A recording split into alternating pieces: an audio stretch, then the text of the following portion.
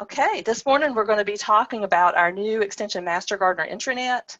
And I definitely consider this a very much a pre-preview because we're at the very beginning stages of planning this. And the purpose of today's webinar is to get your feedback and to get your suggestions and ideas and make sure what we're planning represents what is needed across the state. And so our discussion will center around kind of looking at the big picture, what are the goals for the site and what's happened so far. Then there's some things we still aren't quite sure of. We'll get that out right up front. And then what we do know will be happening with the site, and where we're really hoping to get your input in a survey that's going to go out this afternoon after the webinars, where you can provide more feedback, but also you're welcome to share things in the chat today or to unmute your mic as we're going through if you have something that you would like to share. And then we'll finish up with what you can do to prepare, particularly if you're a super admin or a page editor for the site. There's some things you can go ahead and start working on now so that when we do make the transition, it won't be a whole bunch of work at one time. So we'll talk about that. And we are going to be using some polls today to ask some questions and get your feedback.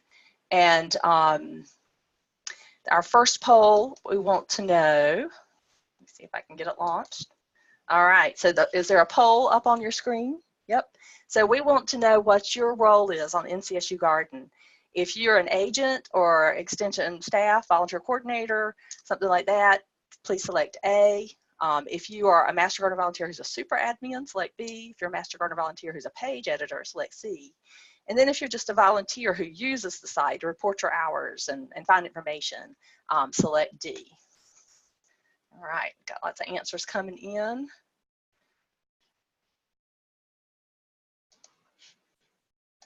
Let's see, we've got 43 people have voted out of 57 that are here. We'll give it 5 more seconds in case anybody else wants to put a vote in just by selecting the keyboard. Select the letter on your keyboard. All right, 3, 2, 1. So our poll results are up. So it looks like the majority of people we have here today are either are super admins, whether you're an agent or a Master Gardener volunteer who's an admin, as well as we've got good representation from some of our Master Gardener volunteers who are using the site. So that is wonderful. And I'm going to take the poll down. Did I take the poll down?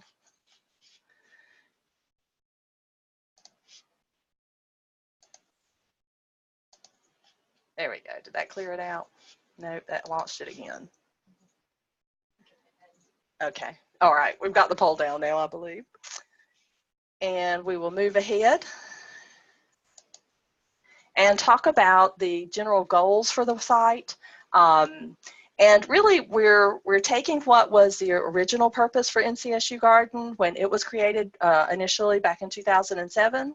And we're continuing with those, and we've got a few new ones we're adding. But there's a great article that Lucy Bradley actually wrote about NCSUgarden.com and, you know, what purpose it serves and what goals it helps to meet across the Extension Master Gardener program.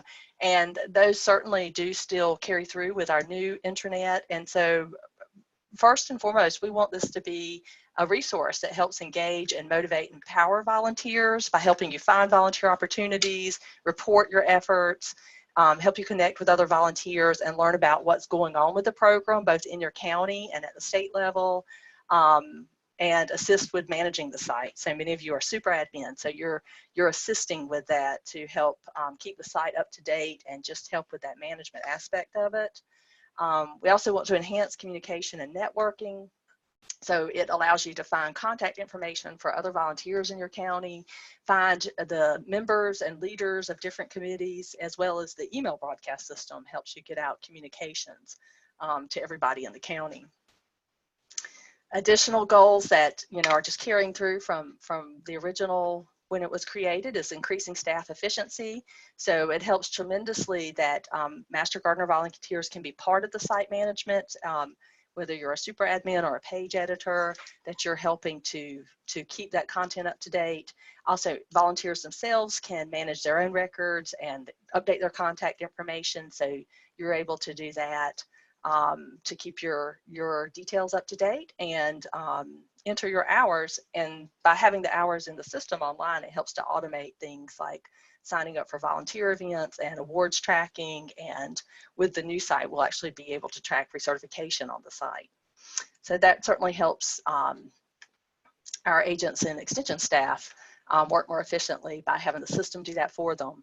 And then all of the records that are kept and stored in the site certainly facilitate the reporting that's required of extension, both to all of the partners at the local level, so to the county, to the state, and to the federal government as well. We have hours, as you see here on the side of the screen. These are all generated through NCSU Garden. These are pulled each year to put into an annual report and to report on several levels about what Master Gardener volunteers are doing across the state and how many volunteers we have active in the program. And those come directly from what you enter into the site. They also help us with volunteer recognition and to document your contribution so that you get credit for it, and that at your county level and at the state level, we're really able to tell the story of all that Master Gardeners are doing to support Extension's mission. We have a couple of new goals with the site that have, just in observing how people are using it and what needs are and how things have changed over the last 10 years since the site was initiated. One thing is we really want to help connect volunteers with Extension resources. There are many, many websites that Extension manages which have lots of great information, but you have to either have them all bookmarked or just know they all exist and know where to go when you need a specific piece of information to get it. So we want to pull all that together into the new intranet and make that easier for you to find. So we will have a resource section that'll let you link to all those resources without having to remember or bookmark all of them. Just go to one place to find them. And we also want to connect our volunteers all across the state and reinforce our mission and what our purpose and shared values are in communicating our impacts. I pulled these graphics that are on the side of the screen from the Virginia Master Gardener intranet, and I've put the link there that you can check out. These slides will be available later, so you'll be able to check that link to see how they use their entry site to go into their intranet as a place to have information that they just want everybody to know and connect with, and have it there and have it easily accessible. So we're looking forward to having our login page for the actual intranet to be more informative rather than just a functional place to put your information. So where are we now? We have been working for the last few months just on some background, just kind of the background stuff that needs to happen to get this project launched. And that includes meeting with Extension IT. So Extension IT is part of NC State Extension. They provide and support all the IT needs for all of NC State Extension. So we've met with them just to talk about what is even possible. You know, what do they have the staff capacity to create and maintain? What are any budget or technological constraints that might limit or allow us to do certain things? And are there specific standards and policies set by the university we need to make sure that we're aware of and following? And, you know, I just want to mention that Extension IT, we're really very glad they're going to be taking on this project. This is something they weren't able to take on initially 10 years ago when NCSU Garden was created. And it's going to be great to have the site developed and hosted here within Extension. But ours will be one of many sites that they manage, including the whole county portal system and all of the other portals and the publications and fact sheets.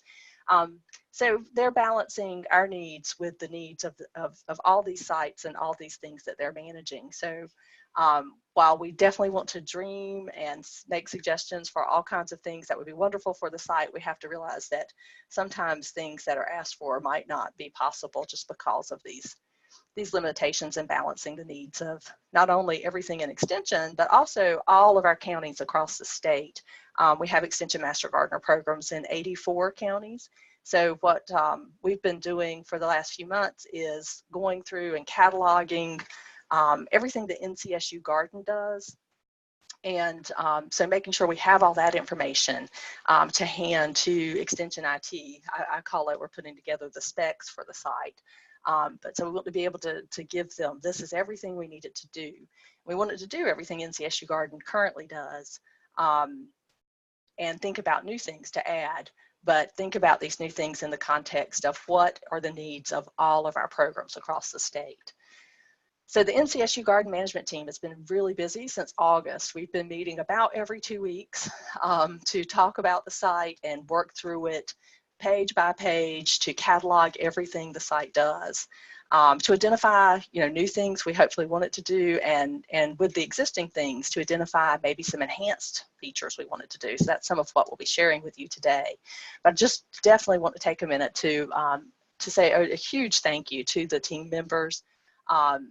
They don't often get a lot of credit, and we do meet throughout the year to talk about the site and what its needs are. Many of our team members are here on the call today, but Nell Armstrong is our chair, and she's out in Buncombe County, and many of you have contacted her directly for help before with NCSU Garden, and she is always so willing and able to provide that. We've got Carla Carpenter in Wake County, Joanne Selinsky in Craven, Wanda Crutchfield, I know is here today from Durham, Floyd Hamilton's in Harnett, and Selena McCoy. We also have some agents on the team, Selena McCoy in Harnett, Leslie Peck in Forsyth, and Hannah Smith in Guilford. So we're try to have a balance of people from across the state that represent some of our more urban counties as well as some of the less urban counties, larger programs and smaller programs. So thank you to our team for all you do to support NCSU Garden and the new site that will be coming in online next year. So right now, actually today, this is where we are. We have this webinar, and our goal, as I said, is to introduce you to the features and functions that will be part of the site, to really set you up to give us some meaningful feedback, which we have a survey. You see a little screenshot. It has a really pretty fall header on it that will go out and ask you some questions. It'll first, kind of similar to the question we asked to start off today's webinar, it'll ask you kind of what your role is on the site, and then ask you to give some feedback on existing things about the site as well as new things you would like to see. So we look forward to getting that feedback from you, and that survey is for everybody. So when you get the link, you are welcome to share it with all the volunteers in your county. So timeline moving forward, we're still in this stage of developing the specs. And we are right now, working on gathering this input from a much broader group of volunteers and agents across the state. When we have that ready in December to give to Extension IT, they will start the development phase, and that's projected to take between 3 to 4 months, so January to April. Although there's always the caveat that since they do serve all of Extension's IT needs, there could be projects or emergencies that come down the pike that they have to kind of shift priorities for a short amount of time to address. So this very much is a projected timeline. So we might end up, running maybe a little bit later or finishing a little earlier. So once the development part is complete, which of course there will be a lot of interaction between the team members and IT during that time, but we will test with some counties, and we've got a few counties already lined up. We're looking at both the counties with larger programs, smaller programs, so we do want to get that sampling that represents all of our counties across the state. And then we're really hoping by July to have the site going and ready to roll out. And the good thing is ncsugarden.com will not disappear the day the new site comes up. So when the new site is ready and you log in and you start looking around and you find, oh, a document's missing, NCSU Garden will still be there, most likely through December of 2020, so through all of next year, for you to go back to and kind of compare and find anything that maybe just didn't move over.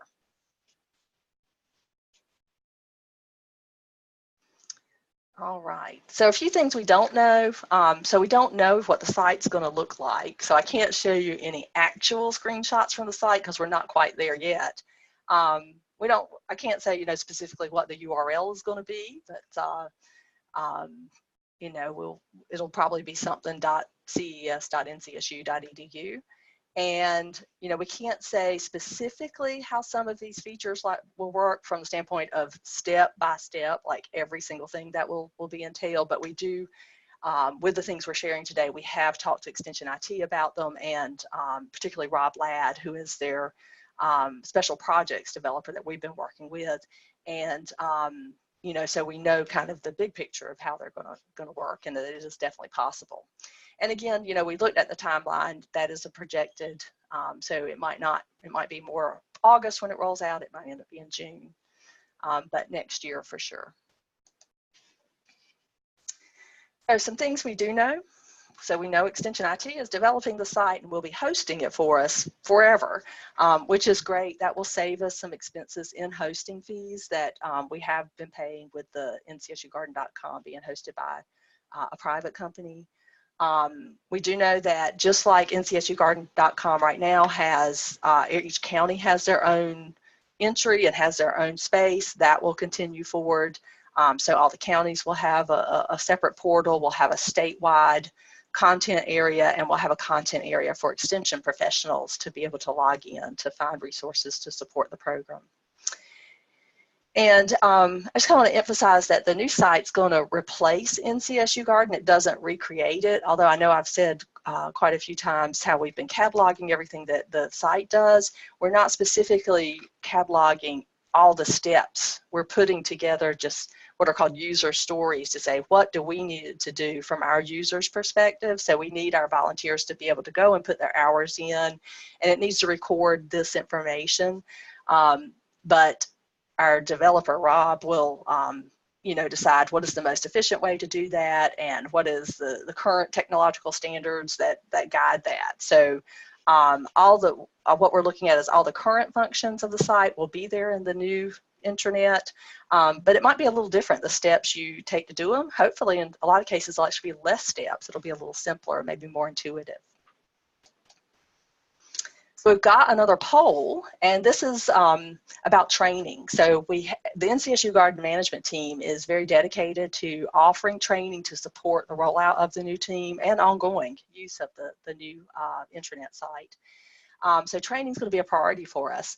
And we've discussed some different possibilities for how to offer that training, including live webinars like this today, and launch that poll, as well as short videos that would be just available for you to watch on their own. Written instructions could be available, and then we could even have a forum that allows for question and answer. So for the poll right now, you can actually select more than one. So I ask you to select your most preferred method. So if two of these are really what you want, you can select both of them. If you've got one that's your absolute favorite, or if you like the idea of all of them and would like to have all of them, you can even do that. Charlotte, are you talking about what we would like, or we would like for the entire county? What you would like to be provided from kind of the state program to help both you, if you're an agent, or your volunteers use the site and adapt, move over to the site and learn how to do the things that you could do on NCSU Garden. Does that answer the question? Yes, thank you. Okay, good. All right, we've got lots of answers coming in. We'll give it about 5 more seconds. 5, 4, 3, 2, 1.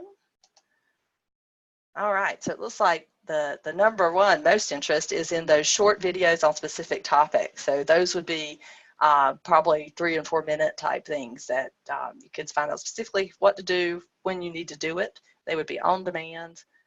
Then we have written instructions, followed by live webinars, and then the forum, still at 53% people interested in that. So that's wonderful. So it looks like all of those are very viable ways to, I don't think I shared the results. There you go, you can see them, are viable ways to provide support to you and training for the new site.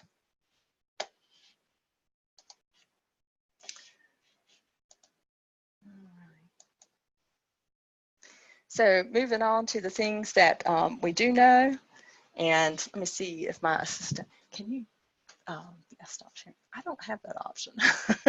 I was just mentioning that with the polls, you have to stop sharing it. And for some reason on my version, I'm not seeing that option. So I've got Kristen Klett is actually here helping me today. And she's been very involved with the site since she started just last month. And so she's providing some extra tech support today. I greatly appreciate it. So what we know about the site, we've got some new features that are definitely going to be built in, and I think everybody will love the idea of this WYSIWYG editing, which means what you see is what you get. So it's, you don't have to put HTML code. You don't have to know it. You don't have to ever type it in. You will have an editor. It'll almost kind of look like a Word document when you go to put the content in, and you'll have those options like you see in Word if you want to bold, if you want to italicize, you know, if you want to put bullets. So it'll be much easier to add that content. Also to add links, you'll just highlight it, and there's one of these little symbols lets you put a link in. So that'll just make it a lot easier and less time intensive to update the content. The site will definitely be ADA compliant. And the main thing for compared to NCSU Garden for the new site that will mean is when you do upload images, you'll be required to enter some text for the images. So if somebody is using a screen reader while using the site, the screen reader will pick up that alt text and that'll describe to them what the picture is. So it's not that NCSU Garden is way out of ADA compliance, but that's one thing that's not built into it. That will be part of the new site. And then the other thing is responsive design, which is a term that refers to how websites can adapt or respond to the device that you are looking at them, that you're interacting with them from. So the layout of the screen will change. This is kind of an image indicating how that happens. And you may have been to websites where if you visited on your tablet, it looked different than when you visited on your phone versus when you visited it on a computer with a full-size screen. So the content just adapts to what device you're using. So it's still all there, but it's optimized to look good on the screen size that you're viewing it from. So that'll just be a built-in feature of our new site, which means if you want to access information from your cell phone, it will be as easy and hopefully easy to read as from your tablet or from a laptop or PC. And doing things like entering your hours from your cell phone should be easier because that content should adapt in size. It should be more readable and optimized for that smaller screen size. Another thing that I think is really exciting about the new site is it will have a media library. And this is where all of the files and images you want to upload to the site will be. And with the media library, it means everything is in one place. So the file is actually stored in one place. And if you update the file, even if you have linked to it from several different pages, if you update the original file, that means you don't have to go and update any of those links because the file itself has been updated, which is great because right now we upload files to individual pages within NCSU Garden. And if for some reason we do have a file on 2 pages, and it's updated, then it has to go be re-uploaded onto both of those pages to have it up to date there. So the media library will definitely help manage all of the content on the site. Will be in one place, and all of updating files, making sure anywhere it's linked has the most up-to-date version. Charlotte, does it mean that people in an individual county can find a site for, say, a reference and add it, or does it all have to go through NCSU?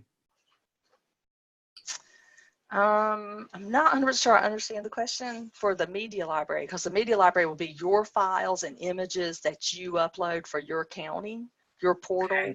Okay, so it will not be available across counties. That is my understanding. So what you see in the media library will be specific to your county. Yes. Okay. Yes, and references correct. as well on things like what are it's called web something or other now on NCSU Garden, where we the web stats. No, I can't get on there right now. We list a whole bunch of references for finding information on our site. Okay. And I feel as if we're all reinventing the wheel all the time. So if you're listing them as content within the pages of your site, they will just be specific to your site. But this resource area that's going to be part of the new site will be populated statewide. So it will show up for everybody and will have these references that everybody is interested in, things like the plants toolbox, the various portals for some of the different topics, the gardening portal, the extension gardener portal. So all of those resources that everybody needs, every master gardener volunteer needs access to, they will be built in for everybody, for every county's portal. And that might actually be a question we should add to our survey before we send it out, is specific resources you would like to see as part of the resource area, to make sure we capture all of those. So if there are things that you are building into your site as references, I'd love to hear about those, and we'll definitely add that question to the survey so you can list them, so we make sure we capture all of that for that resource area. All right. Does that answer the question? It was under educational materials. We have a lot under web there. I mean, we have Clemson and other sites and NCSU publications. So I'm hoping that is also shared. Right. Yeah. So just in the survey, if you can list those things that you are linking to that you think are really important for everybody across the state to have access to, that are resources, that all volunteers would find useful.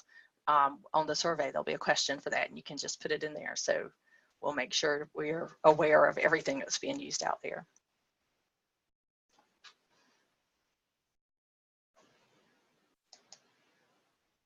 All right.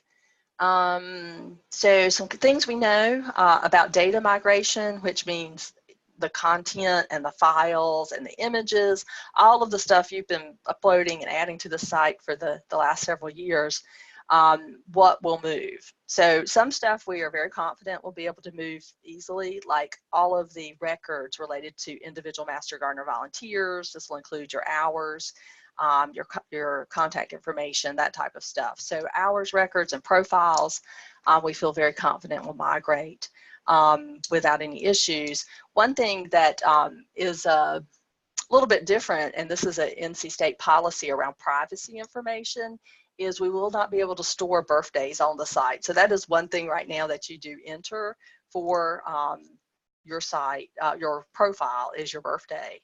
But that is considered more sensitive data from a privacy standpoint, and NC State Extension and NC State University are very serious about privacy and minimizing any potential threats to privacy on their sites. So overall, I definitely think the new site will have much more enhanced security and privacy than NCSU Garden, which of course we've never had any issues with privacy being breached, but it does mean that some things like birth dates will not be able to be stored in the site, and also spouses' names. So we had actually already been talking about within CSU Garden to take out the spouse field anyway and make that an emergency contact information field, which is really critical information we all want to have access to, that super admins would be able to have access to in case you were ever at the extension office or somewhere, anywhere that an extension related event, and for some reason an emergency contact needed to be made on your behalf. So those are two minor changes that we'll see in the profile information for individual Master Gardeners. Whoops. But the records, your hours, and your years of service, and all that other, the contact information will move over. The one thing we know will not move directly is the content of the individual pages. So that I've got this red box drawn around.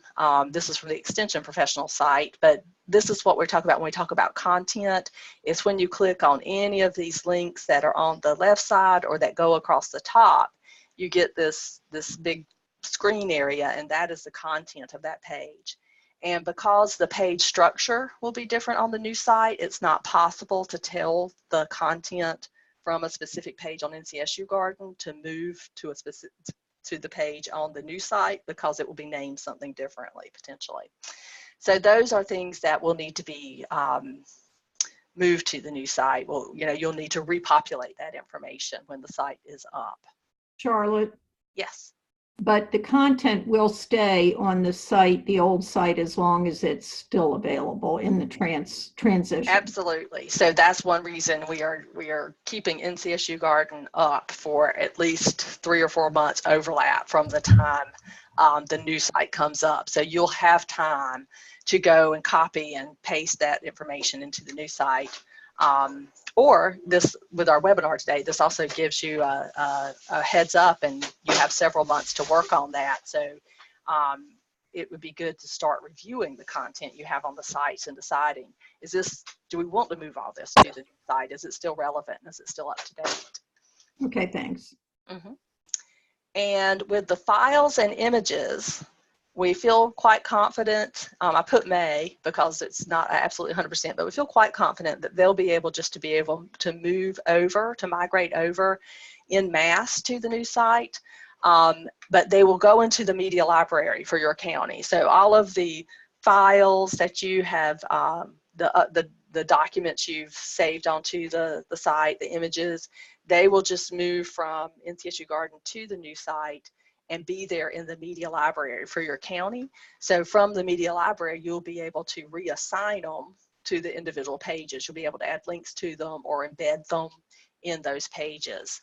So that'll be similar to moving the content. You'll just need to make decisions around, once it's all there in the library, what page it needs to be on. And that's part of kind of getting ready too for the site, is looking at all of the documents, the images you have uploaded to NCSU Garden, and thinking about, are these things we really need to move to the new site? Are they still relevant? Are they still accurate, up to date, that type of stuff? But again, NCSU Garden will be up. There'll be at least 3 or 4 months overlap with the new site and NCSU Garden, so you can inventory, you can go back and check and make sure and move stuff manually if needed.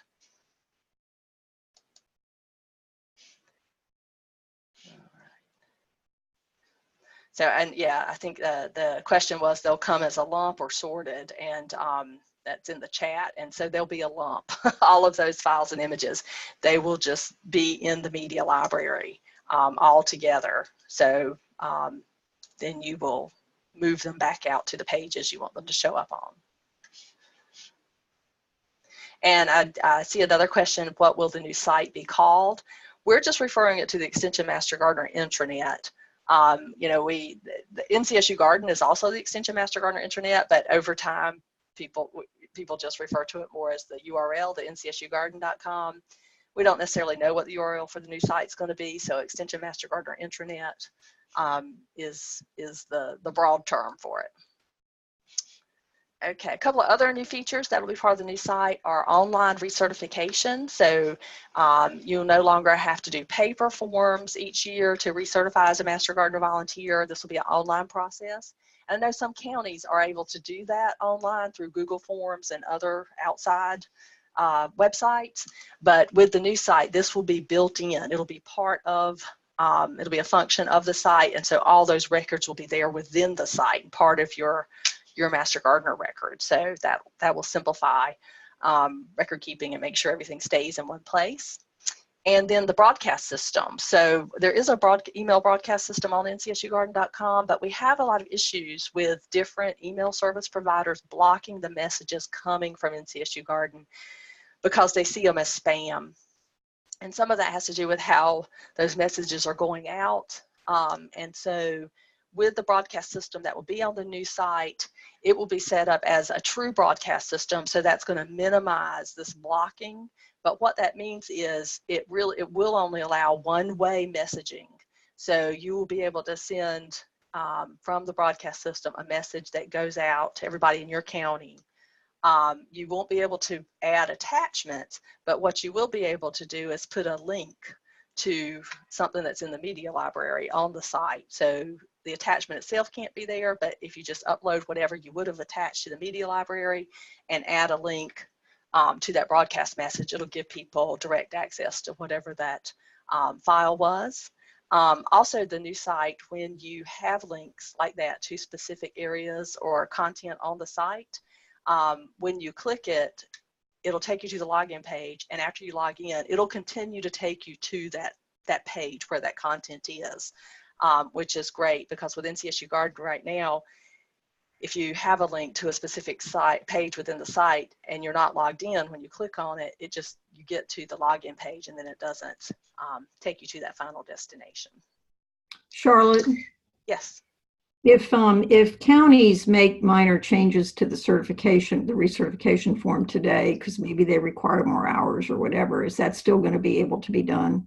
Yes, so at the county level, the agent will be able to specify the recertification requirements. So the state minimums for recertification are at least 20 hours of volunteer service and 10 hours of continuing education, but some counties have more. So if your county requires 40 hours every year for recertification, you'll be able to personalize that in the settings for recertification. Okay, thanks. Yeah, definitely. Okay, the other thing about the broadcast system is since it is truly a broadcast system, and to minimize blocking by service providers, will not be able to reply to broadcast messages. So if that, you'll need to think about the message that goes out, and if you need people to reply, definitely include in the message, send responses to your name and email directly, because if you reply to the message, it will not get back to the sender. And that is a big part of why we have so much blocking with the broadcast system on NCSU Garden, is because of that two-way traffic. And just that really makes it look more like spam, just because of the amount of activity that's going on with that. Charlotte, will we be able to embed an email address in the text? So you just click on it? Yes, you should be able to. Yeah, I have not specifically asked that question, but it'll be like embedding a link. So okay. Yeah, it should work exactly the same. So that is the broadcast system. And there will be another feature. Let me just make sure there aren't any questions. Okay, I don't see any questions in the chat. Or did anybody have a question about the broadcast system before we move to the next feature? Is also part of communication. All right. So the other feature, as far as communicating with volunteers within your county, is you'll be able to download a list or generate a list of all the email addresses and copy and paste them to your email account. So if you have a Gmail account, or if you have Hotmail, or if you have whatever your personal email is, and you want to send something out and you want people to reply directly to you, this may be the way to do that. And so what this will do is give you a list. It will include the names. I know here you're only seeing a list of email addresses themselves, but that was just, I shortened that to make it show up better on the screen.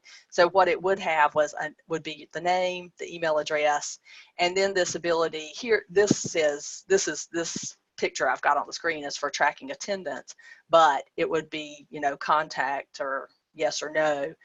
So you want to contact that person. So you would have a list of everybody in your county, their email addresses, if they've given permission for that to be shown. You still will have the ability to block your contact information, of course, if you want to.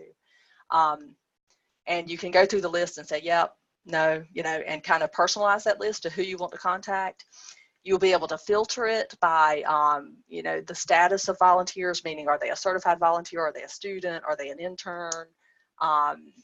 You'll be able to filter it by committee. So if people have indicated their committee membership, you'll be able to say, I want to just contact the people that are on the demonstration garden committee.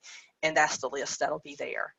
And then even once you get the list, like the committee list, you'll be able to go in and like individually add or take people out of this list of emails, so that you can then click on this email link here at the bottom, and it will automatically copy all those email addresses, and you'll just be able to paste it into your personal email to send a message out to those people. Hey, Charlotte, one thing I think we should caution people about is each email provider has a different limit as to how many emails you can send out at one time or during one 24-hour period. So if somebody cuts and pastes like 100 names and tries to send it out, you may actually get blocked by your provider for like 24 hours. Yeah. Yes. Thank you, Carla. So we need to caution people that, and it's going to be different depending on what mail program you use, what ISP you use. So it'll be very personal, the limit of messages that you can send out at one time. Yes, that is true. Thank you for bringing that up. So you'll need to, with this feature, you know, there could be some issues of it interacting with your email account. You'll just need to understand the requirements on your email account. So typically here at NC State, well, not typically, always, all of our email addresses are, even though they say ncsu.edu, they're Google, Gmail email addresses. So that's what we're most familiar with within Extension is what Gmail allows. So if you have another service provider or say your email's through Hotmail or another service, you'll need to find out what their requirements are. So will all master gardeners be able to create this list? I mean, right now only super admins can do broadcasts. Yeah, so with the broadcast system on the new site, we haven't fully decided how that will be accessed, but so far the input's been that the preference is for super admins just to have access and potentially page editors to the full broadcast part, which is just sending messages out to everybody in the county, but everybody would have access to this ability to generate these email lists. And then, of course, you know, if you don't want, as an individual master gardener or volunteer, if you don't want your email shared with other master gardeners, there will be a way for you to indicate that on your profile. So that would be the only emails you would potentially not be able to get, is people who specifically said they don't want to share that within their county. And of course, this will be within your county. So you wouldn't be pulling email addresses of volunteers from other counties. Does that address the questions?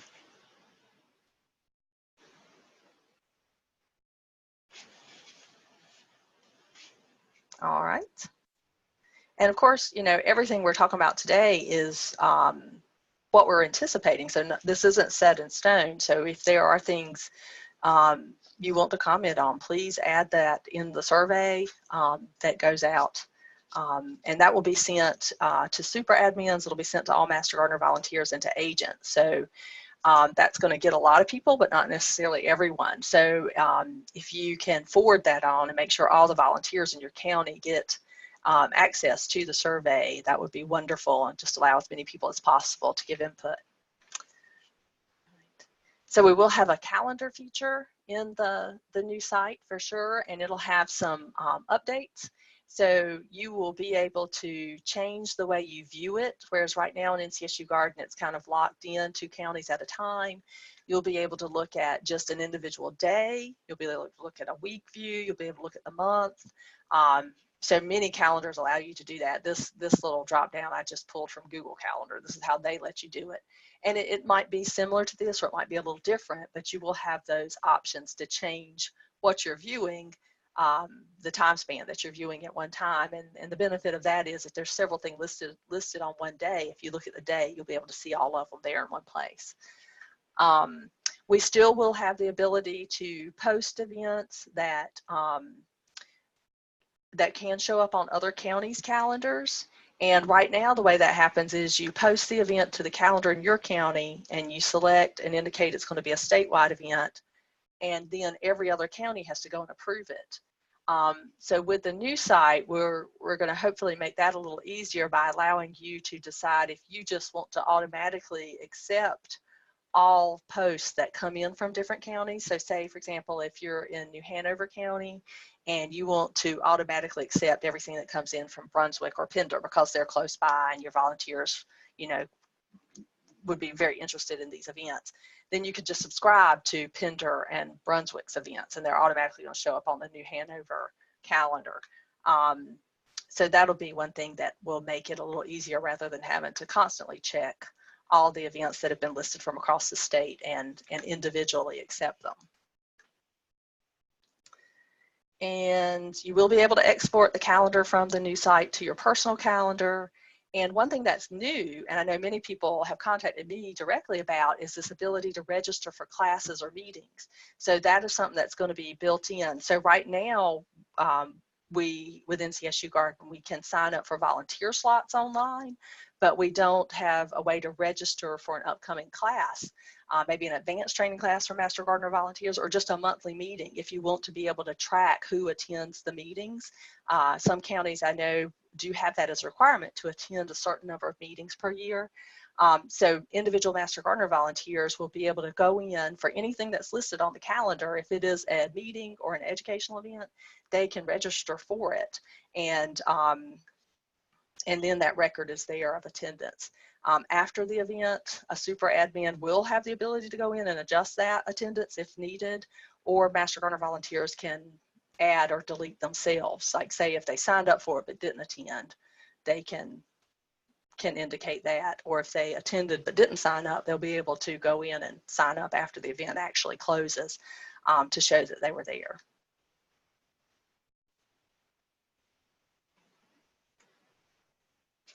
All right, I was just checking the chat just to make sure. There was a question, will county portal events show on this calendar?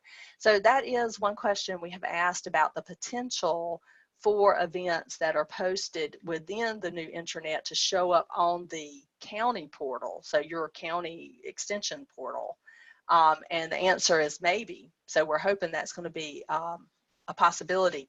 You know, I haven't asked the other direction. If things are posted on the public county portals, will they show up in the intranet? So I'm going to add that to my list of questions to ask Rob, who we're working with at Extension IT.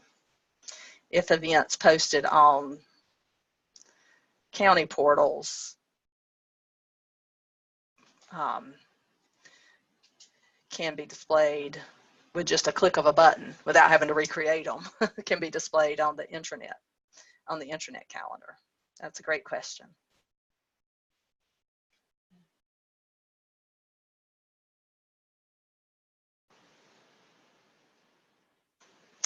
All right, and I see also a comment in the chat about exporting calendars would be desirable to include Google Calendar, not just MS Outlook. So my conversation with Rob about exporting to personal calendars is the calendar from the new intranet will be able to export to many different calendars. So it's not specific to export to Outlook or just Google. Whatever your calendar, online calendar is, it should export.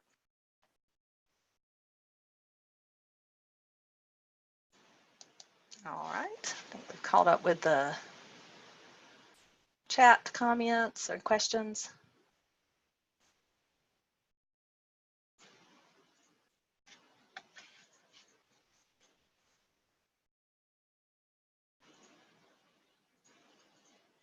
Okay, I think I was just checking a question about that says volunteering is through the calendar, volunteer, and program schedules on NCSU Garden.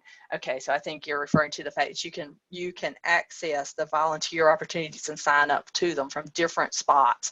You can do it through the calendar, you can do it through the volunteer tab, or you can do it through the individual pages for their schedules. So yes, we are looking at having multiple ways to access the volunteer opportunities. So one being on the calendar, as well as having that tab that just lists these are current volunteer opportunities that are available to you.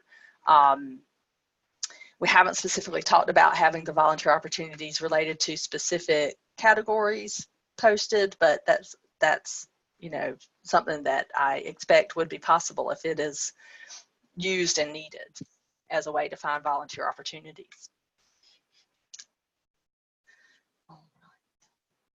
So volunteer slots, that's a great question to lead us into volunteer slots. Some really exciting stuff, I think, around this because, you know, signing up to volunteer online you know, is easy. It's wonderful, and it gives you the list. It's easy to manage.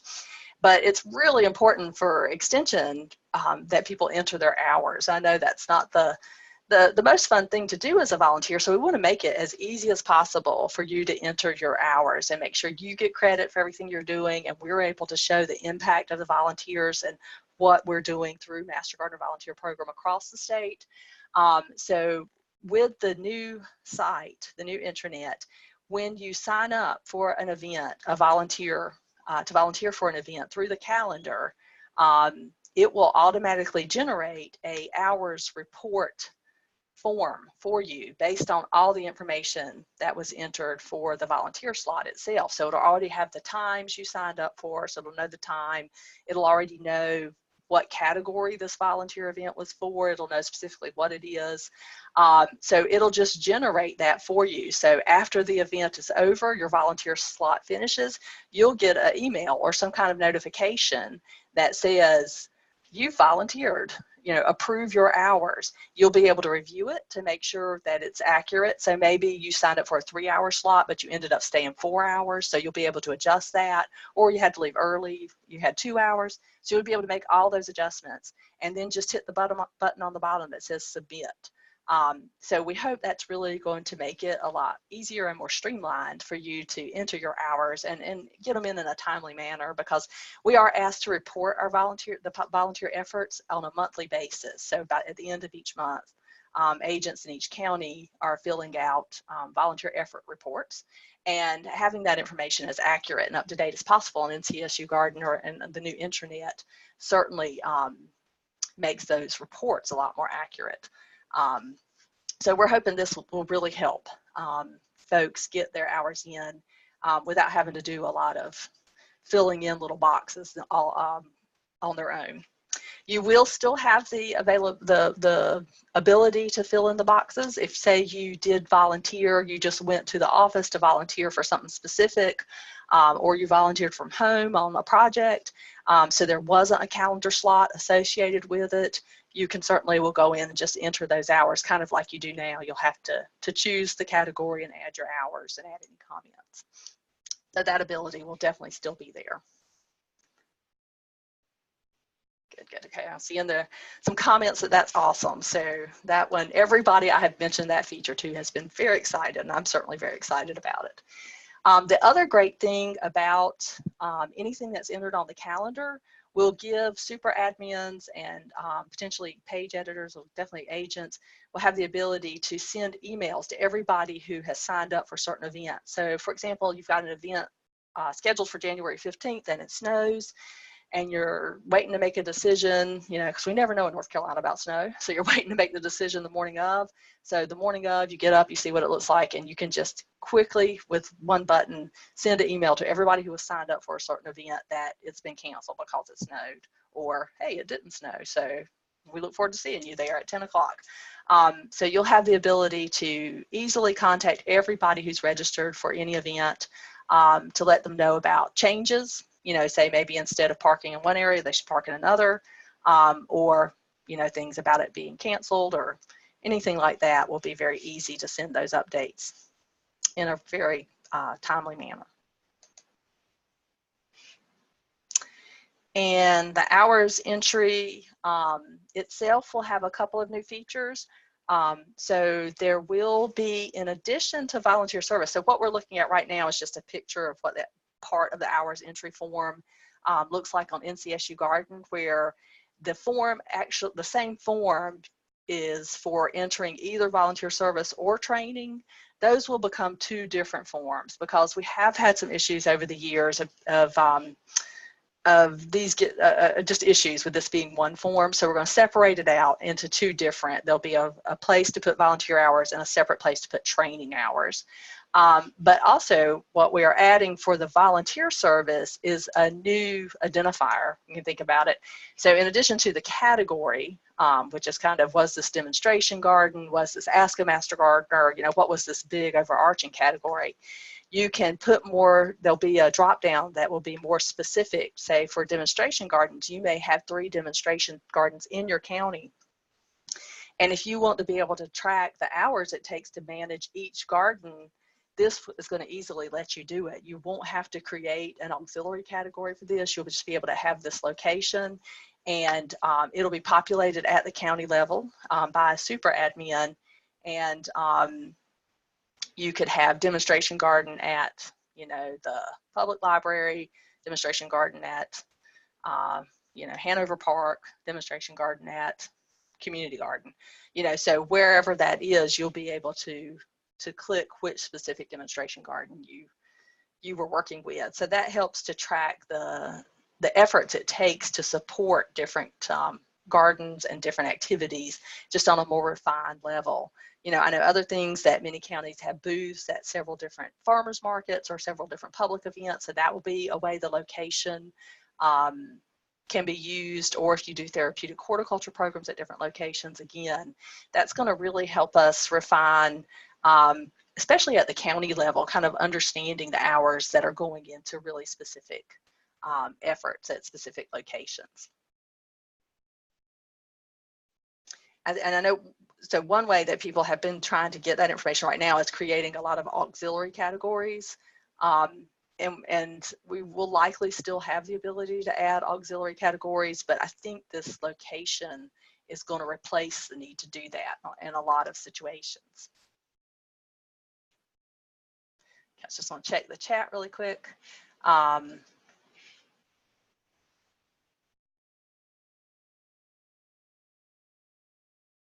So there's a question, can we add more slots to include 2 types of volunteer service on the same entry? As I understand this question, I would say no.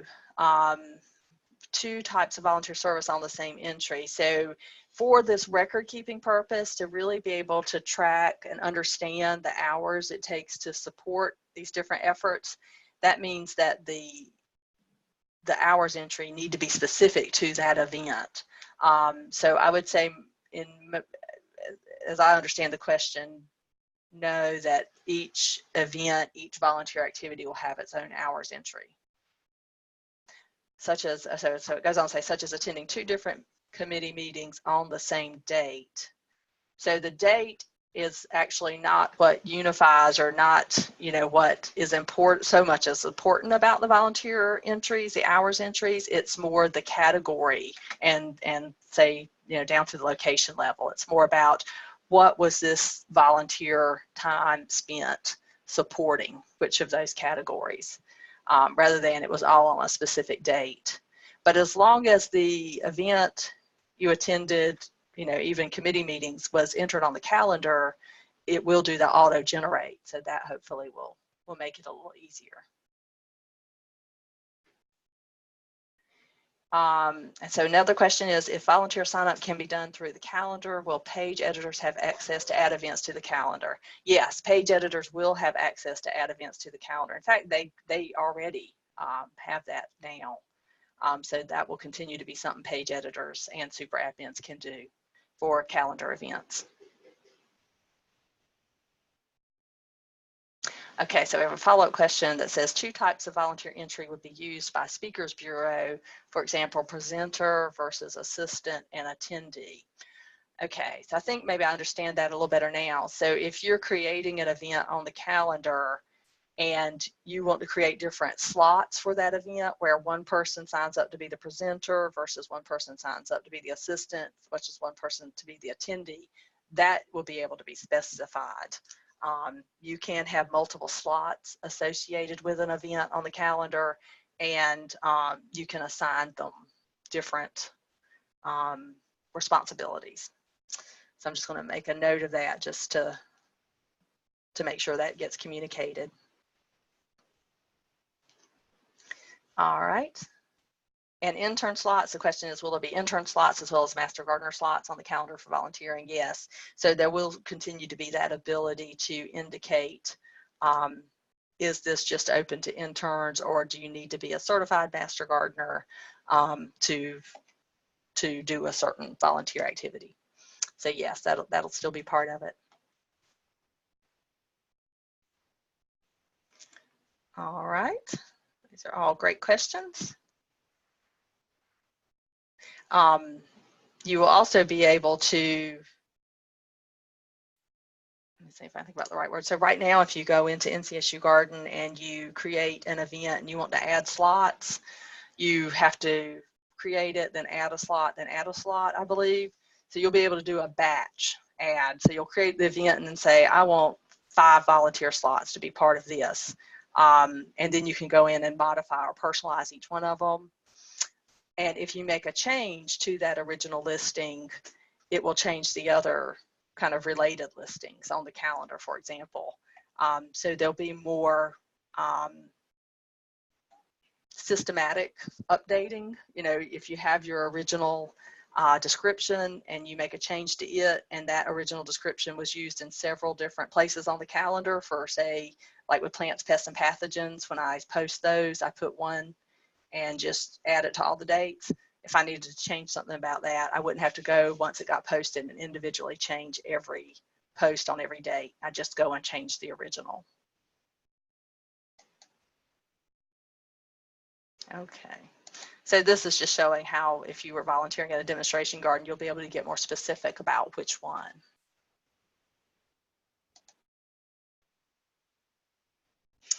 All right, it'll also be a lot easier to report your state program hours, because that will be an option. That will be when you, part of when you enter your volunteer hours, you'll be able to designate, was this a statewide or state program effort?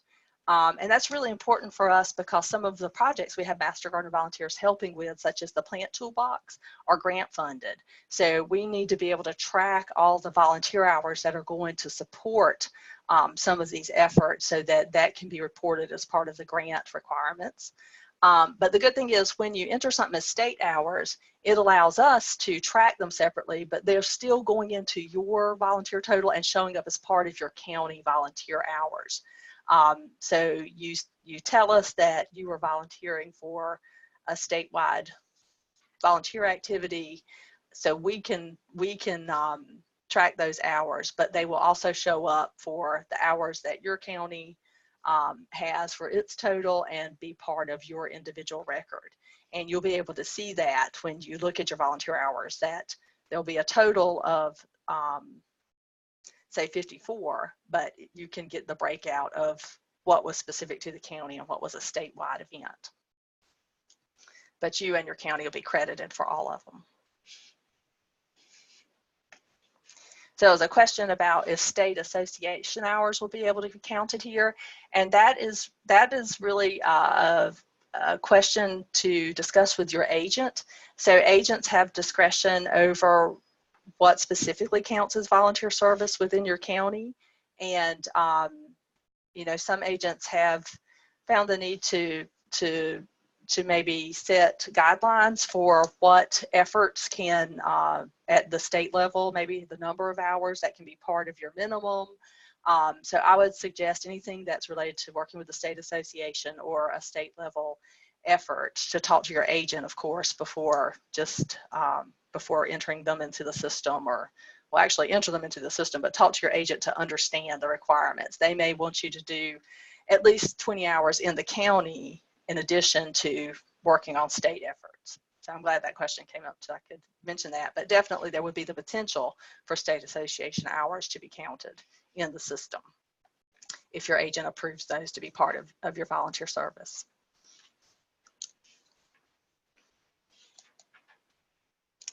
I do want to just mention a heads up without going into this too deeply, because it's still kind of not settled, but the way we report contacts is likely to change next year. And that is because ultimately how we report contacts in extension is determined by our federal partners, which for us is the USDA, the National Institute of Food and Agriculture. And they are updating their requirements on what type of contact records extension should keep. And this is all across the country. So we are very much attuned to, you know, what's happening there to make sure the new system records the contact information that is needed and that will be required by the state, therefore to report onward at the national level.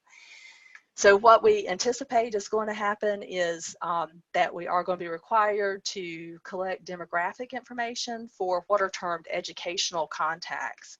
and that are made by volunteers. Right now, technically, the USDA has not required that.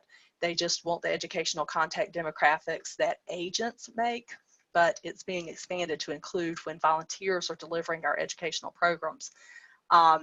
And so the really important thing to keep in mind is that educational contacts are really more those planned events. So when you as a volunteer are offering a workshop, or you're offering a class, a tour, when you're offering an event that people register for, or they sign in and they come and they receive some education, those are the situations where we will be asked to record demographic information that will include gender, race, and ethnicity, which refers to Latino, non-Latino. There are some forms in Extension that that are used for that, sign-in forms that allow people to self-select those categories, and they can choose not to report if they want to, and that's typically how we track that information in Extension. And so the important, it's gone crazy.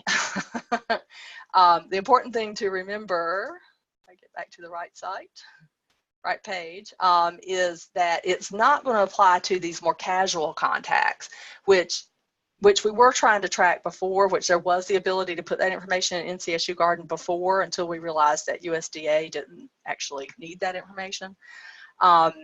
So we're not going to be trying to track the demographic information for everybody who stops and asks you a question at the booth at the farmer's market, or the booth at the fair, or if you're having a plant clinic somewhere. So these type of events where people are just kind of casually coming up, they might ask you a question. We just want to know a number. So if we have the number of people you spoke to with these type of events, we do not need the demographic information, except when they are registering or signing in for an event.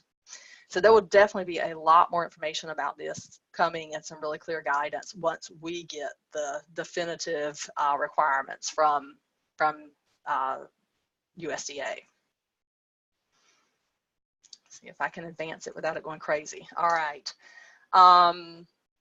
Hours reports. So when you do submit your hours, they do all get collated, and that allows us to see, both at the county level, you can see this, at the state level, we can collate these reports that give us ability to see kind of, this is all across the state. So we can see so far this year, the largest number of Master Gardener hours have gone towards plant sales, followed by demonstration gardens, followed by the info line. So this is really powerful when we look at things like providing support, providing education around different activities. Well, it looks like if plant sales and demo gardens are what tremendous hours are going into, maybe those should be priorities for planning some education or some support around. And that's also true at the local level. So it gives you a view of what's happening within the program at your level and where the hours are going.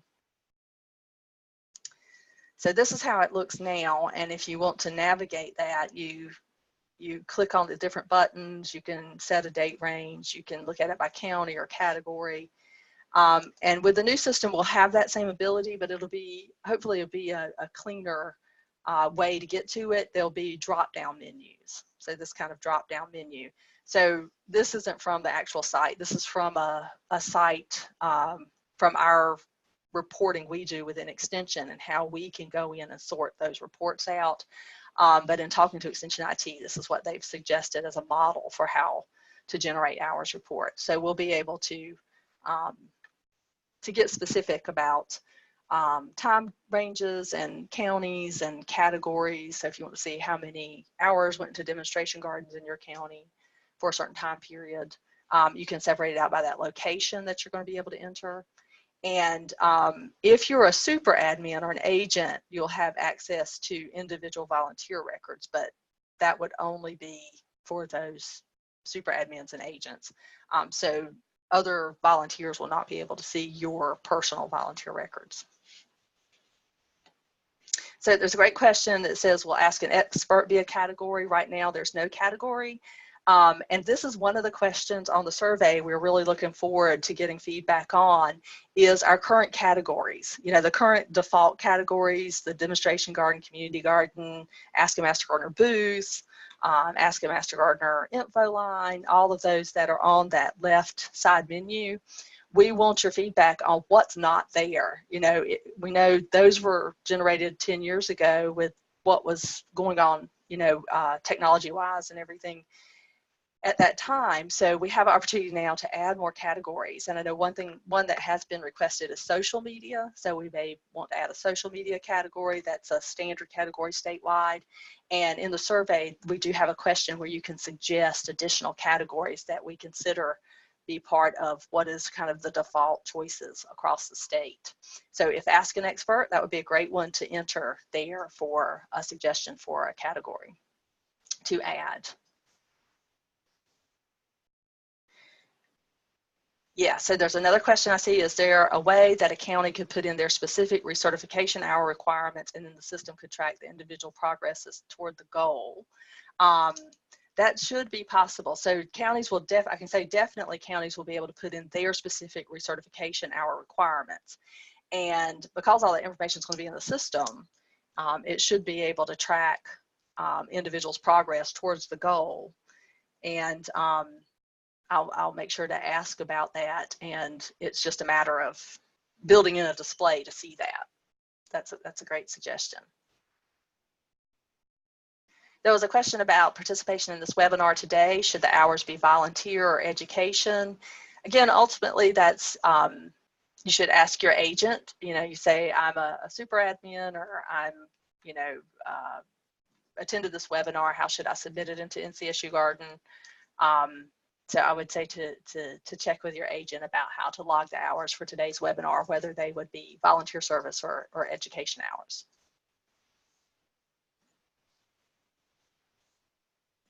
All right, I think that catches us up on the chat. A couple of more new features we'll have, and this is specifically for how people help administer the site. So we currently have you as an individual Master Gardener volunteer, or as the term's a user, you use the site to enter your hours to find information.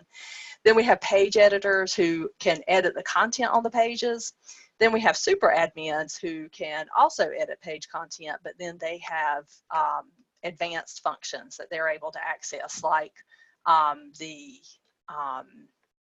awards tracker and the directory that lets you go in and edit people's profiles and things like that. So we will maintain those access levels, but we are looking at some enhancements to the page editor access. So the page editor, we're looking at, they will have access to the email broadcast system, which currently only the super admins have. We will have the ability to assign page editor specific pages. So right now, if you're a page editor, you can edit any page on the site. So I've got these, this is kind of that left menu from the site. All page editors can access all of them and edit. And some counties have requested the ability to assign specific pages to page editors. So that ability will be there. So a person could still have the ability to do all of them, but it could also be assigned out more specifically as a page editor. You manage, say, the garden pages, or you manage the Ask a Master Gardener pages, and not have access to all the other pages.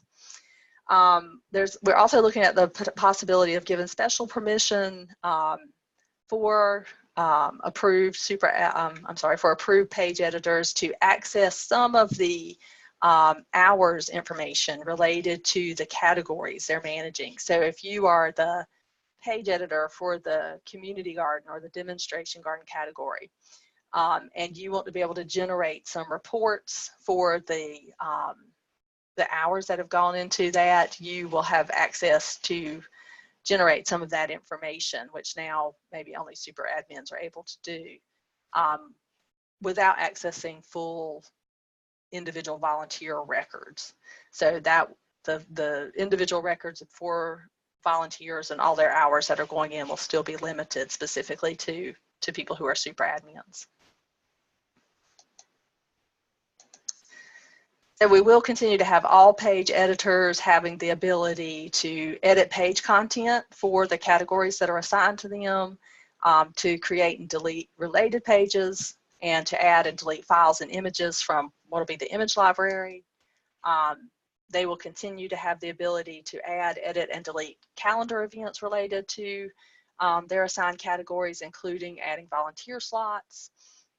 One thing we will definitely make available to page editors is the ability to edit the phone calendar, which right now is on the super admin menu, so you have to be a super admin to do the phone calendar, but that will be available to the person who helps edit the hotline or the info line page. The enhanced permissions we're talking about specifically is being able to give some page editors permission to edit the committee members who are on specific committees. So right now, when you click on those categories on the left side, it will brings up a little menu that you can see a directory, and the directory shows you all the people who are on the committee related to that category. And some of us are really good about keeping that up to date, and some of us are not quite as good to keep that up to date. So we would like page editors to be able to help keep that information up to date if needed.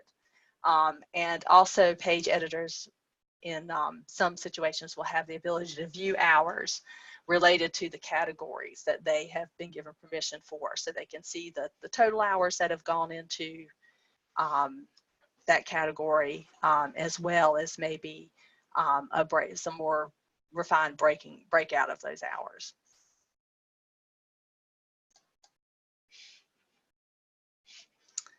And of course, other things will remain restricted to super admins only. So you will need to be a super admin to view or edit any of the volunteer profile information. So that includes the contact information, the status, like whether you're certified or student or that type of thing. To view, edit, and delete volunteer hours records, you'll have to be a super admin to access that. Of course, although individual volunteers will be able to manage their own personal records just as they can now. And they'll be able to go back and edit records from within the current year. Right now it's limited to just 3 months, but we'll probably keep expand that edit window for an individual volunteer for things they entered to give them the ability to edit back further than just a 3-month window.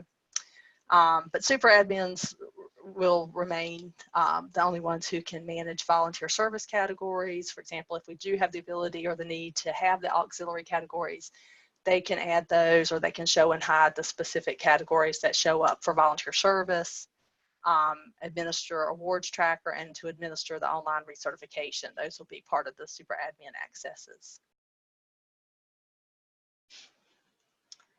All right. Okay, just checking the chat. It looks like we're good with that. So this brings us up to the survey itself. And of course, we want any feedback you have to share with us, any ideas you have to share with us, but some really specific things we're looking for goes to those categories, which we've already talked about a little bit, the volunteer service categories. So this is just a screenshot from entering an hours report and looking at all the options you have. So what we're really trying to understand is, are these options what are needed? They best represent what volunteers are doing across the state. Are there things that are missing? So we've got a couple of questions on the survey for you to provide that feedback, and that's going to be really important to making sure the service categories listed in the new site are relevant, to what we're doing across the state. So we're going to ask about if some of the categories are unclear. We want to know if things need to be added. And again, this will all help us determine how to populate the volunteer service categories for the new site.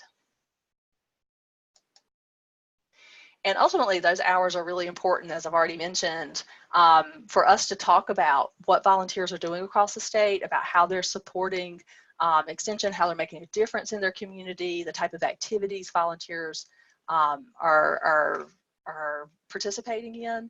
And we use that information, I can specifically say from the state level, to generate a lot of reports and to share with others in extension administration and beyond about the Master Gardener Volunteer Program.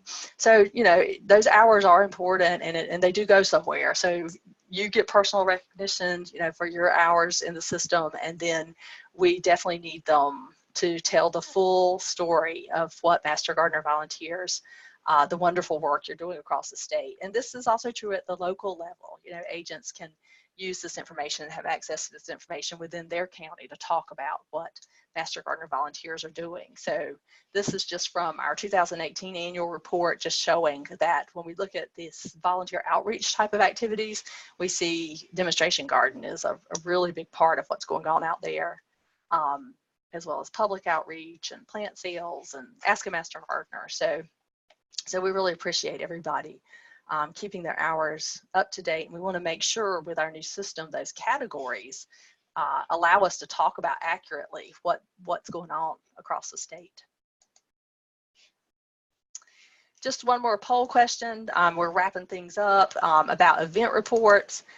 So right now there is the ability, in addition to entering your hours individually as a volunteer, someone can make an event report for a specific event, you know, say like a garden symposium or a tour or just any very specific event.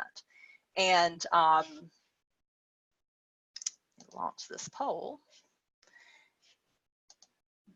And this allows you to put more information, more specific information into a report. There was the demographics part. You could record challenges. So the next time you do this event, this kind of just gives you a notepad to put it in one place. You can say who the members were, both who helped coordinate or oversee the event versus, you know, volunteer at the event. So it was a way to record some very specific information about specific unique events. And some counties, we know a few counties do use this feature and a lot of counties don't. So we're trying to get a broad indication of interest in this feature, if this is something that should definitely be part of the new site. And so see, people are already answering. So if you say, yes, this is important and we want it, that's A. You know, if you don't feel that way, B is a definite no. If you're just not sure, if you're undecided, that would be C. And then if, you know, this just doesn't really apply to you, you can choose D. So we have two ways to opt out of answering very specifically, C or D. All right, we got some answers coming in. Got quite a few. We got 35 out of 58 voted. 37. We'll give it just a few more seconds. Okay, all right, don't see much changing going on. So it's about an even split. So we've got a lot of people that say yes. We got 32%. We got 32% that say no. And then we have this big 37% that aren't sure. So I think that shows us that we really need to look more into this and talk to people about how this could be used and find out more about the interest in this. I do think for some of us, I think it's just generally been a not knowing how it could be used or how it could be a benefit. So this is something we'll continue to look into. But thank you for participating in the poll. I made it go away that time.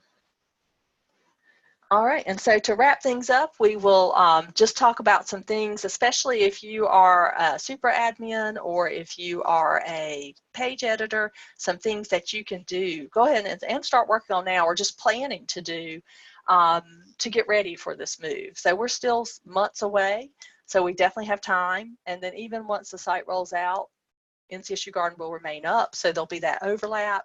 But everybody does need to be thinking about for next year, 2020, this transition period and the types of things that will help with the transition.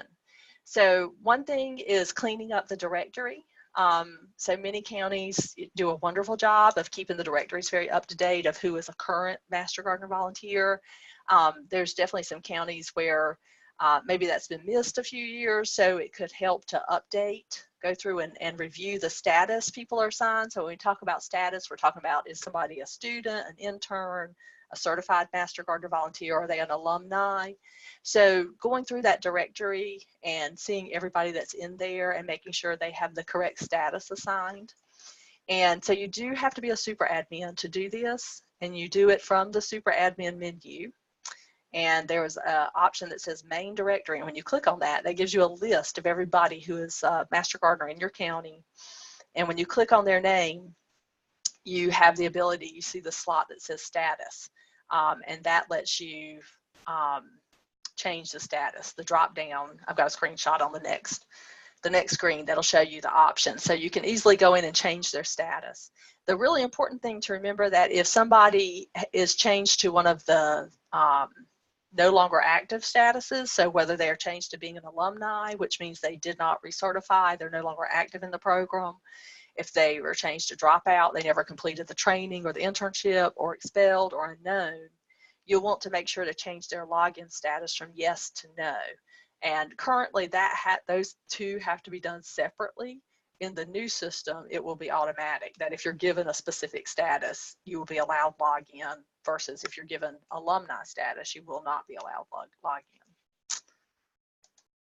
So these are those status categories, and if you aren't sure what they mean, there is the link right beside the status box that you can click on that gives you a definition of what each one of those means. It's really important to keep those up to date and make sure they're accurate, because especially when we have turnover in extension staff and somebody new comes into the agent position, this type of information can be really important to understand. Who is currently a Master Gardener volunteer versus who maybe didn't complete training. There have been a couple instances of people, when new agents come into the position, of coming in and saying, oh, I'm a Master Gardener, when actually they maybe never completed the training. So having that information is a good, important reference for future people who will be helping manage the program. So updating the status of who's in your directory, that's number one. And then number two is to clean up your files and images, or just start that process. Start looking at everything you have on the site, because I know some of our groups have been using the site for, close to 10 years, and a lot of files may be there on the site that some of which may no longer be relevant. So just starting this process of going through ncsugarden.com page by page to see what you've got there and see if it's something you want to transfer to the new site or not. It's not something you need to do. So if it's something that you no longer need and you don't necessarily want it to transfer, just go ahead and remove it from the site. Because our goal is to take everything that is uploaded to the site and move it over to the new site into the media library. If you could back up documents if you wanted to into Google Drive or a local drive, but just this likely is not necessary, since we are going to keep NCSU Garden up and running for at least 3 or 4 months after the new site launches. So the documents will always be back there on NCSU Garden for that time frame. So to find out the documents and the images that are associated with a page, you need to be at least a page editor or a super admin, and you have to do this page by page for NCSU Garden. When you go on the page, you click on the edit page option at the top, and there'll be a block that says the content, but then it'll also have the docs that have been downloaded to that page. It'll have the photos that are downloaded to that page, so that can help you start inventorying what's there and reviewing what's there. And that's a content audit. So this is, if you want to go through a formal process of this and really look at everything that's on your site, you can perform a content audit and inventory everything that's there, which would mean you would go by each page and review the content that's actually on the page itself, what links are embedded, are these things that are up to date and needed that you want to take over to the new site, what related pages have been created, what downloadable docs have been added to the page, what photos, this is actually just an image, are there on the page. So there you can create almost like a spreadsheet. Think of a spreadsheet layout that records all this information, and actually Kristen is working on a template in a spreadsheet format to share with everybody, all of our super admins and all of our counties, to help with this, just to give you a structure to start entering this information to help you make these decisions. First, you need to see everything that's there, and then you can decide, this is great, this is up to date, and we want to keep it, or we want to update it, or we want to remove it. And you can also look at, well, is there something missing? You know, is there new content we need to add? And then you can have this all ready to go when the new site comes up, and it'll make it easier to decide where to move the content on the new site.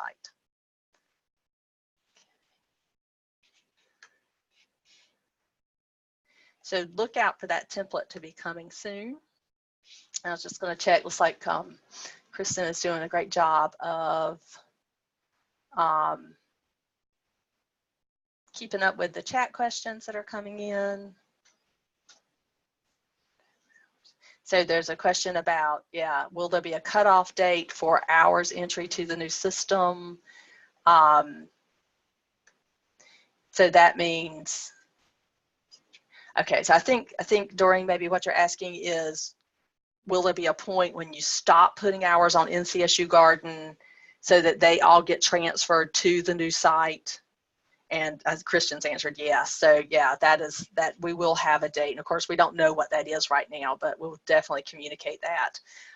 At some point, everybody will get all their hours into NCSU Garden, and then there will be a transfer of that information to the new site. So there'll be after that point, we would want everybody to then put hours into the new site because it will have been transferred. And yeah, okay, yes, that's the right question. Okay, yeah, that's definitely something that we'll be looking at, you know, next summer or maybe late summer, early fall. So we will keep everybody up to date on that. All right, so you guys have had wonderful questions. Do we have any other questions? And feel free to unmute your mic or use the chat.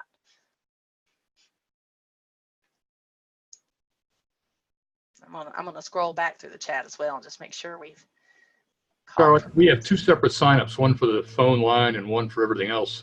It can still be the same thing?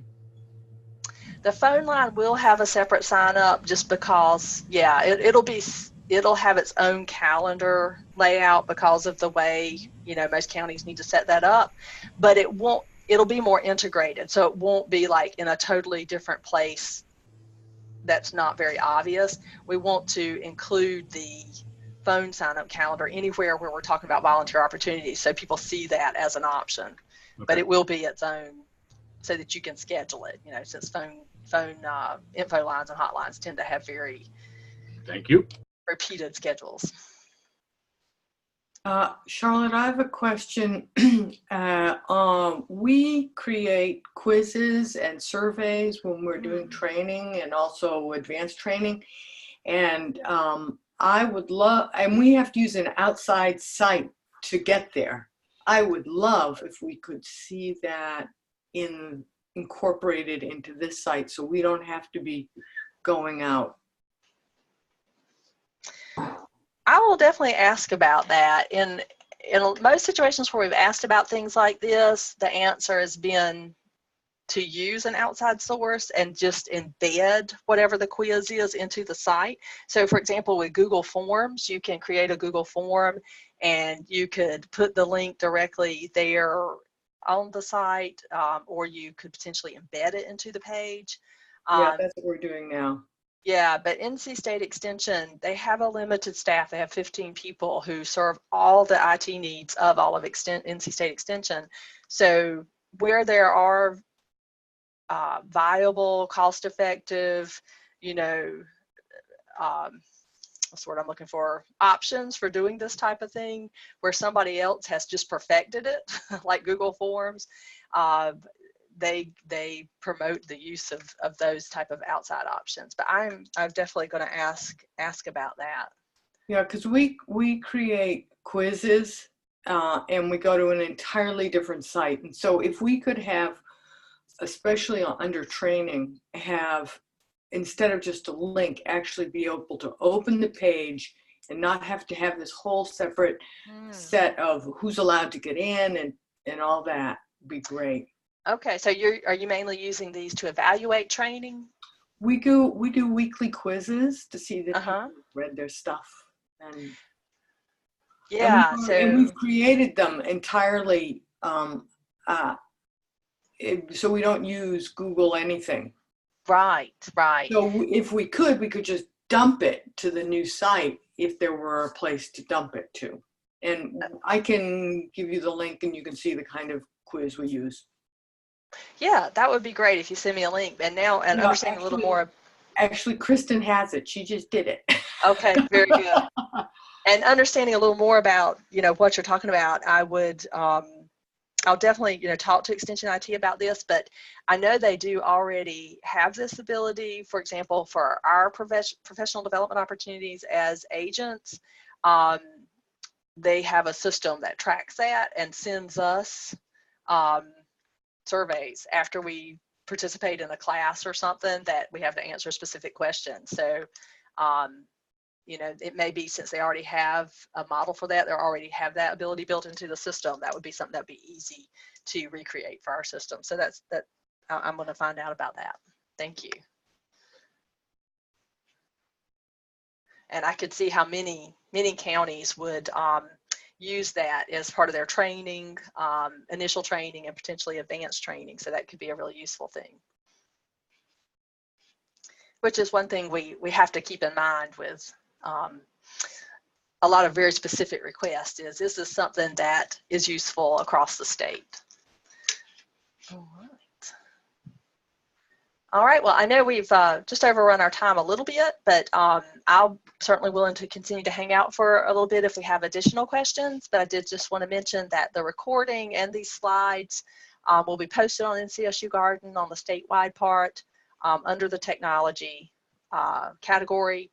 And I will also send them in a follow-up email, and it will include the link to the survey, which I embedded here, but we want to add a question. So we'll update it. The link will be the same, but don't fill it out quite yet until I send it out by email.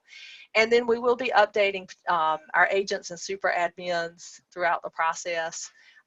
So if you're a Master Gardener volunteer in your county, your agent and the people who help manage the site, the super admins in your county, will be able to keep you up to date on kind of what's going on with the site. So we really look forward to everybody's feedback through the survey, and are excited to be moving together on this new development. NCSU Garden has been an amazing tool for us, and when it was created, it was very revolutionary, and there still are not there's not just a system out there that does everything NCSU Garden can do. It's just that technology has moved on in the way things are handled, so the whole site just needs a major overhaul. And with Extension IT now having the ability to take this on, this is the right time to make this move. So it has been a wonderful resource, and it is the basis for us building the new site as well. And thank you to everybody who's here today, who's helped maintain NCSU Garden over the years and helped train volunteers on how to use it, and is going to be part of this transition.